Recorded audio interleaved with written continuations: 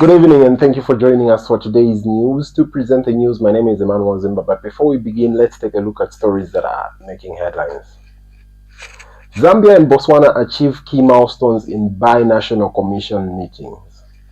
China pledges $150 million to establish world-class university in Zambia. SAMIN engages stakeholders on migration and refugee rights. In our international news, Russian strikes Q8 and hit Kyiv apartment block, officials say.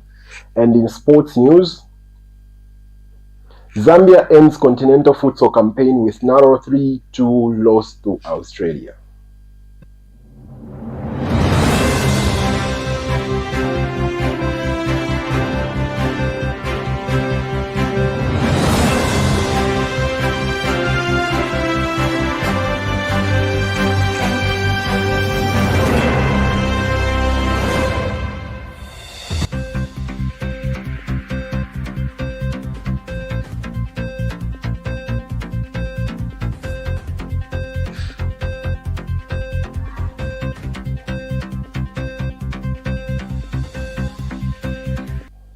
Thank you very much for staying with us, and now let's take a look at stories in details. The Zambian government has reported notable advancements in the ongoing binational commission BNC with Botswana, which began on Tuesday, July 29, 2025. Progress was highlighted in several areas, including infrastructure, trade, investment, education, tourism, healthcare, defense, and diplomatic engagement. Permanent Secretary for International Relations and Cooperation at the Ministry of Foreign Affairs, Etambuyo Gandasin, praised the comprehensive discussion and shared the commitments displayed during the talks. She made these remarks at the closing of the senior officials meeting held in Lusaka. Meanwhile, Deputy Permanent Secretary and leader of the Botswana delegation, Clifford Malibe, also expressed appreciation for the spirit of collaboration and mutual respect shown throughout the commission. He said the discussions had laid a solid foundation for tangible and positive outcomes. Zambia's education sector is poised for significant growth following a $150 million investment from China aimed at building a state-of-the-art university. Minister of Education Dr. Douglas Yagalima described the development as a major milestone in the ongoing collaborations between Zambia and China. He says the planned institution will become a regional hub for excellency in science, technology, and innovations, enhancing the country's academic and research capabilities. Dr. Yagalima reveals that the initiative is the outcome of high-level discussions between Zambia's Ministry of Education and a Chinese academic delegation led by Professor Jian Yong, Vice President of Zheoyong University. He emphasizes that beyond offering quality education, the university will stimulate scientific research, foster innovation, and support the development of a robust local research ecosystem. In addition, the project is expected to generate employment, encourage academic exchange between China and Zambian scholars, and elevate the global competitiveness of Zambia's education system. The Southern Africa Migration Network, SAMIN, has held a stakeholder engagement meeting at the University of Zambia to address refugee and immigration rights in Zambia and the region. SAMIN Secretary Representative Ms. Besitseni Mosia, also the Human Rights Programs Manager at Africa Unite, said the network is working to strengthen advocacy efforts aimed at improving immigration governance and ensuring effective protection for migrants and refugees in Africa.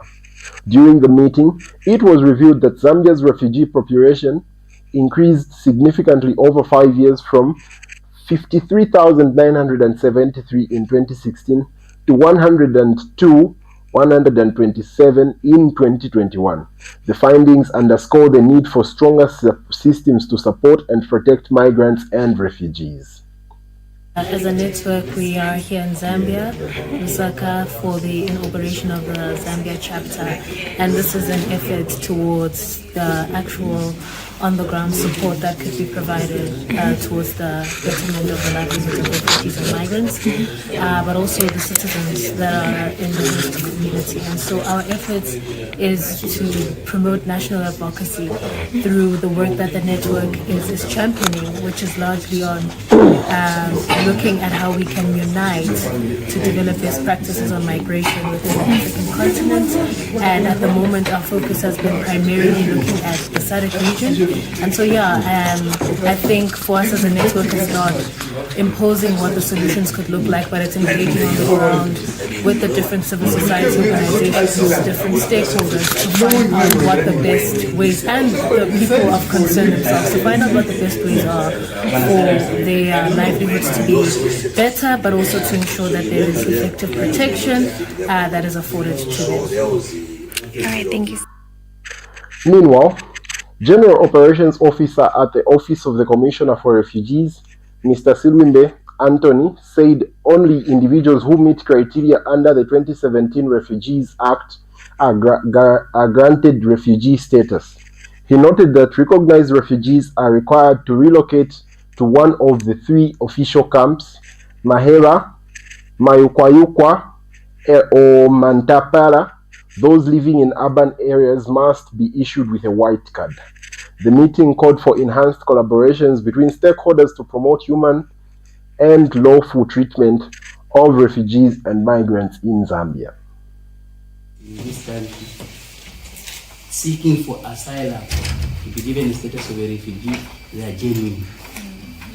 That first of all should take it into consideration. And second, I heard Mr. Kaunda talking about immigration officers go around the surrounding areas where our colleagues are running these shops.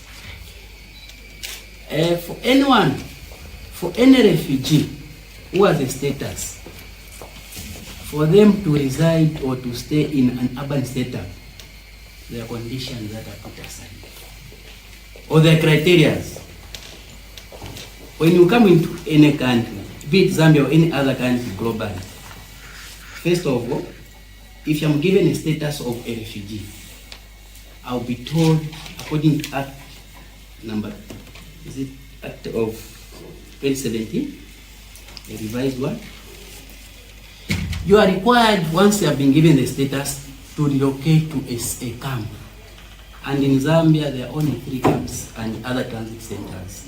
There is Mantapala, which is in Chelenge, Mayukwayukwa, Kaoma, then in Mahera, which is in Solwezi. Is it? Okay, Solwezi. Now, for those people who are staying with us in urban areas like Opadota and Lusaka, they need to be given what we call a white card. WaterAid Zambia has aimed for an adjustment of water tariffs to align with the growing operational needs of commercial water utility companies. Speaking during the parliamentary engagement on Water Supply and Sanitation Bill of 2025, titled Civil Society and Lawmakers Unite to Strengthen Wash Regulations in Zambia, WaterAid Zambia's head of advocacy, communications and campaigns, Edi Chikuta, emphasized that the bill should include provisions for revising water tariffs. Mr. Chikuta notes that the current tariffs, unchanged since 2019, are no longer sufficient to meet the evolving operational demands of water utilities. Mr. Chikuta advocates for greater autonomy for the National Water Supply and Sanitation Council, NWASCO, believing that increased independency would improve the Council's ability to collaborate with water utility companies and enhance service delivery.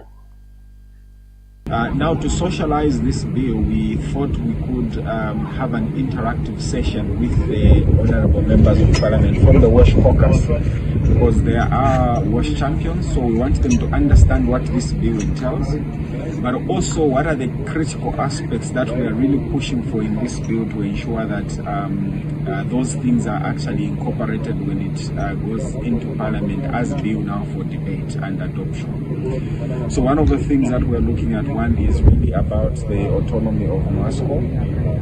really looking at them being the regulator and how they are working with commercial utilities to ensure that service delivery is enhanced. Secondly has been the issue of tariffs.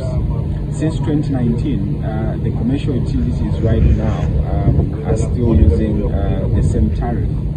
But you realize that a lot of things have changed. Prices have changed of commodities, operational demands are quite high now, which also demands that for commercial utilities to provide the adequate service coverage, even for the rural areas. We go for our first commercial break. Join us on the other side as we continue with local stories. Stay tuned.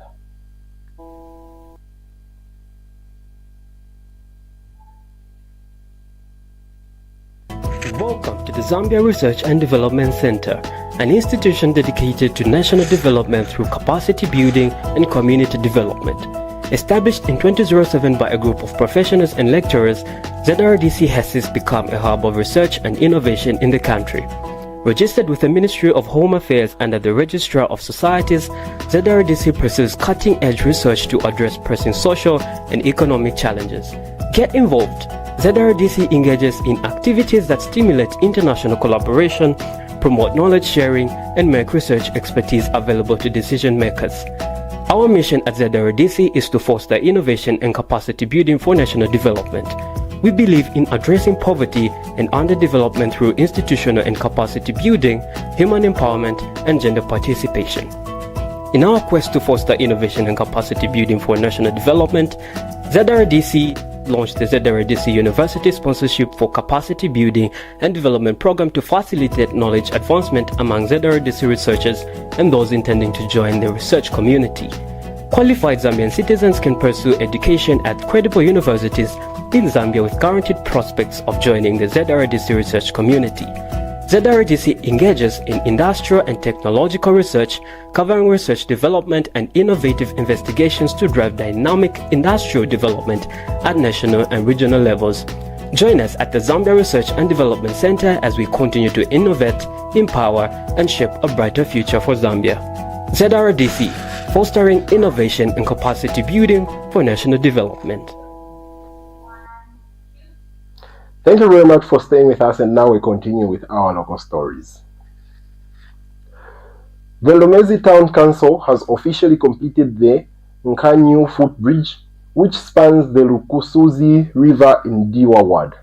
The council's Assistant Public Relations Officer, Ivy Muyambwe, states that the new footbridge is now offering safer and more reliable access to schools and essential services for local residents.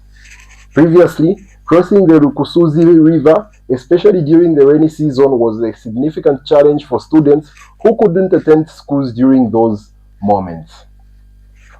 Mr. Muyumbwe shared that the project was awarded to Bitihi Construction last year, funded through the roads grant allocated by local authority. Meanwhile, the residents have expressed their happiness over the completion of the footbridge, which was made possible through the decentralization process, with the central governance transferring both funding and responsibility to the local authority.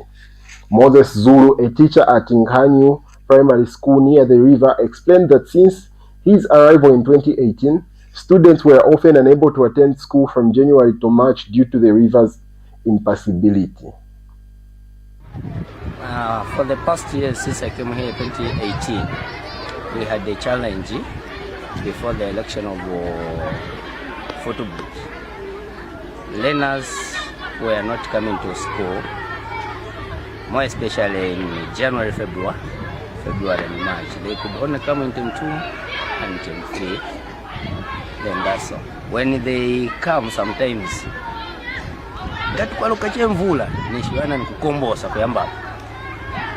sometimes nikuwagoneka kuno ku school so that they don't find any problems.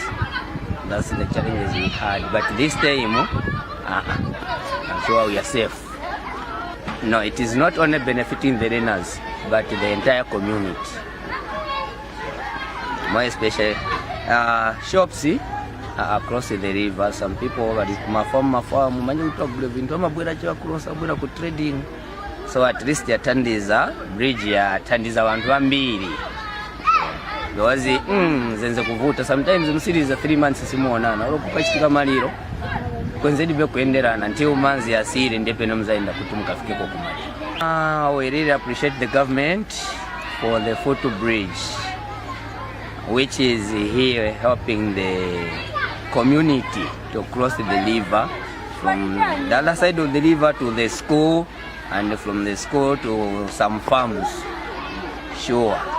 And boma inagwira nchito. Ukamba chirunga boma inagwira nchito. Kuchoka na kale kunalibe but kuyamba chakachata but konzera bridge ati amba izathandiza abantu bambiri. Ndamizo siyama motoka nya pamene tipulumusa umoyo wa bana. Ngecha tipasa ko vuto. Mu January February bana siba mabwera ku school nishiwa valira. Manzi abavalira. So at least this time bana bazambo bwera ku school. Whether ya kulimanzi or kulibe because bazambo tutapa mwamba. So tupemba government ya ipitilize kutandiza malo yankanyo. Problem bandezena problem kataukidwe kapano kuti tidauke tiende kusiria huko. Tenzo futika maningi swapa titauka bwino lomba. Rain season wana grade 1 to grade 7 swama kwanisha kukosa. That's why venangu wamangala na boarding ukumanga ma grade 8 na 9. Because ya manzi. Rain season manzi ama kuta ulibe kukosa. Swapa manji I think vana wazambo tauka chabebu. Mamina konzewera bridge nichokondwelesa maningi ndiponi chitu chakuti vintu vambiri okay vamasulidwa oloka crossedwe kapano lomba msontokoza kwambiri. Really thank you very much. Yes.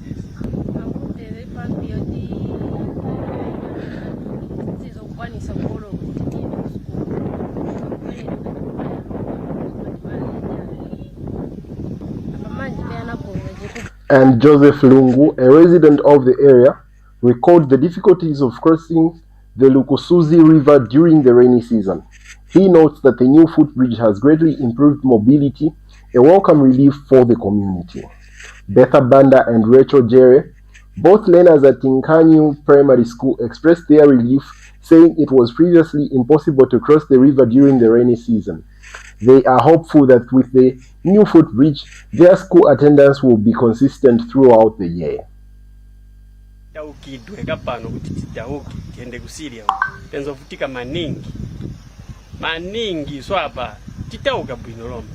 Rain season wana grade 1 to grade 7 swama kwanisha kukosa. That's why venangu wamangala na boarding ukumanga ma grade 8 na 9. Because ya manzi. Rain season manzi ama kuta ulibe kukosa. Swapa manji I think vana wazambo tauka chabebu. Mamina konzewera bridge nichokondwelesa maningi ndiponi chitu chakuti vintu vambiri okay vamasulidwa oloka crossedwe kapano lomba msontokoza kwambiri. Really thank you very much. Yes. The United Party for National Development, UPND, has received a major boost ahead of the upcoming by-elections following the endorsement of its candidate, Honorable Marama Mufunelo, by senior village headman Kasoma of Chiunda Ponde Chiefdom. The endorsement comes in the lead up to the crucial Lulimala ward by-election scheduled for 7th August 2025 in Mfue constituency. Speaking during a community meeting held at the Chiunde Mponde Primary School football pitch, Mr. Kasoma praised the achievement of the UPND government under the leadership of President Hakainde Hichilema. He comments that the administration for delivering tangible development that has improved the quality of life for residents in Lulimala ward and surrounding areas. According to Mr. Kasoma, the ongoing transformation witnessed in local communities is clear evidence of the UPND's commitment to inclusive development and progress. He urges residents to unite behind Honorable Marama Mufunelo, stressing the importance of electing leaders who value good governance and prioritize community well-being. He added that continued support for the UPND is key to sustaining the momentum of positive change. We go for our second break. Join us on the other side as we bring to you international and sports news. Stay tuned. Hello, the Information and Communications University, ICU. What comes to your mind when you hear of this name? Is it the beautifully architectured infrastructure at our campus? Or is it the amazing students that are always performing well in their fields?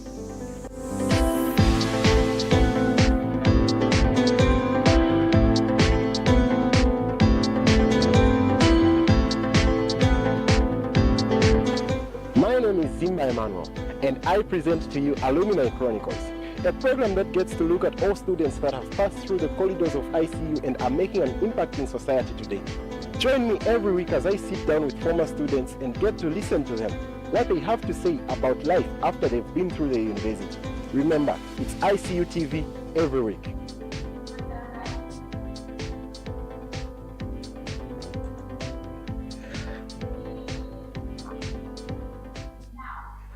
Thank you very much for still staying with us, and now we jump to international news. 8 people have been killed and more than 130 others were wounded in a barrage of Russian drones and missiles that struck several districts of Kyiv and brought down an apartment block overnight, Ukrainian officials have said. A 6-year-old boy and his mother are among the dead, as more than 24 locations across the capital were hit. Mayor Vitaly Klitschko said 12 children were among the wounded, the biggest number of children wounded in Kyiv in one night since the full scale of the war began. Russian attacks have continued despite US President Donald Trump's threat to impose tougher sanctions on Moscow if Vladimir Putin does not agree to a ceasefire by 18th August. Still in international news, a 76-year-old man has been arrested on suspicions of administering poison after children fell ill at a summer camp in Leicestershire.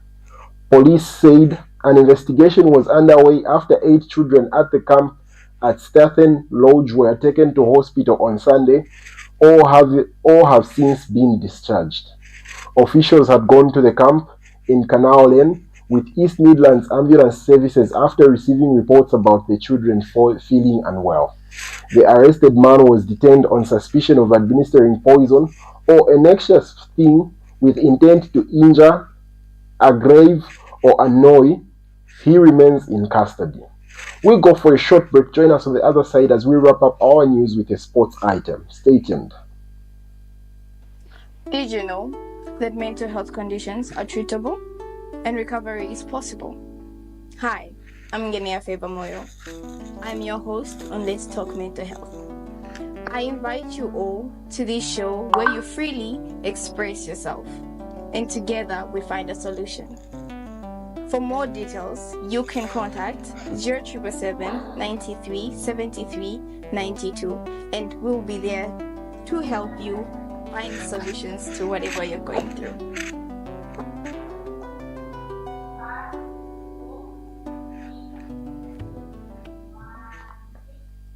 In sports, the Zambia Futsal national team concluded their 2025 Continental Futsal Championship campaign with a 3-2 loss to Australia in their final Group B match held in Nathaburi, Thailand. James Mwale scored both goals for Zambia, delivering a strong performance in a tightly contested encounter. Despite Mwale's efforts, Australia secured the win by marking the most of their scoring opportunities. The defeat leaves Zambia with a win in their group stage, following area losses to Belarus and Saudi Arabia.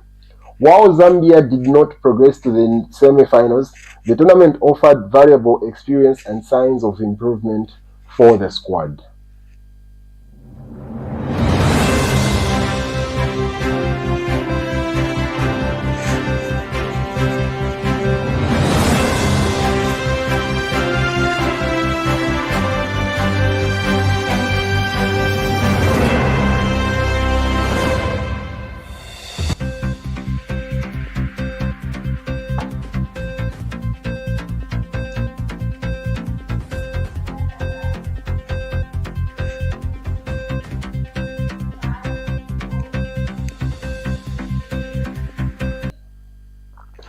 And that sports item brings us to the end of today's news. But before we go, let's take a quick recap at stories that made headlines.